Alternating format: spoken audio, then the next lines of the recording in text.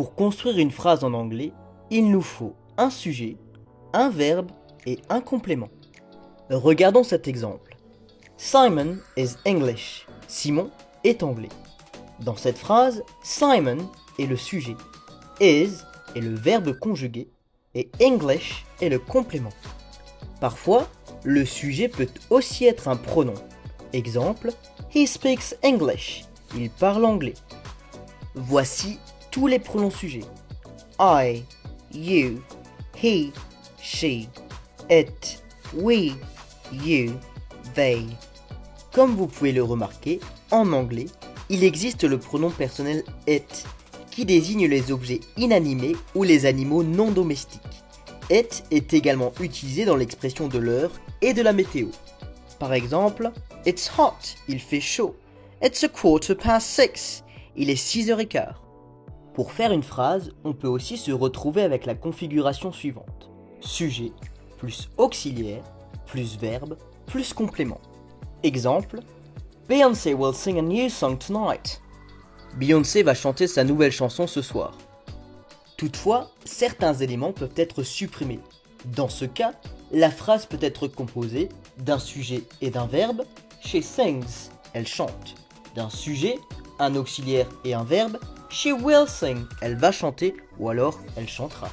D'un sujet et un auxiliaire. Will she sing, va-t-elle chanter? Yes, she will, oui, elle le fera.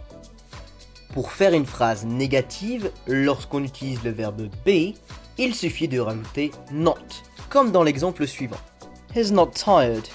Pour tous les autres verbes, il faudra se servir de do plus la négation. Par exemple, I don't like birds. It doesn't work. Essayons maintenant de construire une phrase étape par étape.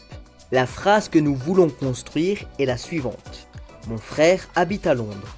Première étape, quel est le verbe? Il s'agit ici du verbe habiter. C'est le verbe to live.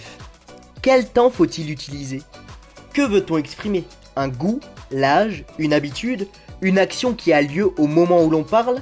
Pour notre exemple, il s'agit d'une habitude, une vérité. C'est donc un présent simple. Troisième étape, de quelle phrase s'agit-il? Est-ce une phrase affirmative, négative ou interrogative? Ici, sans aucun doute, c'est une phrase affirmative. Donc, nous avons un verbe, to live, qui sera conjugué à la troisième personne du singulier, forme affirmative du présent simple.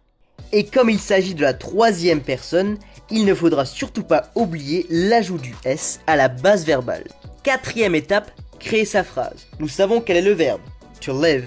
Nous connaissons la situation et le temps, c'est une habitude, une vérité générale, donc nous utiliserons le présent simple.